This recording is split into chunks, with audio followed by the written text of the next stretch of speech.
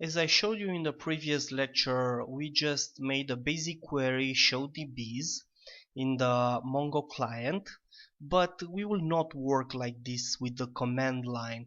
I want to introduce you to Compass, which is a very good graphic user interface for MongoDB, and is going to help us a lot building our website because it has a lot of great features.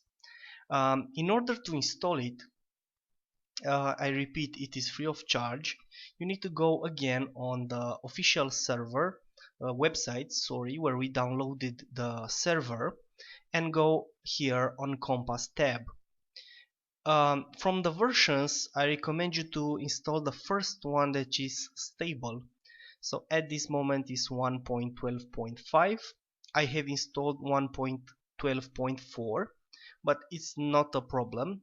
Install the first one stable that you are seeing, not the last one. I wouldn't recommend that because in some situations might be unstable. Okay, so select it, and afterwards be careful again to select your operating system and then hit download.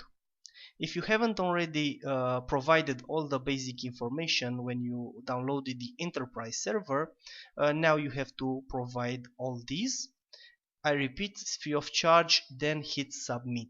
And I want to remember you that in some situations, if you are using Chrome, download will not start automatically, so try do it with another web browser. Okay, so after we download this graphic user interface, a MongoDB Compass, you will have to go to the icon, which in most of the situations is created on your desktop, and open it. And you might see that on the first running is taking a bit, and after that in the next lecture I'm going to show you how to connect this graphic user interface to our server.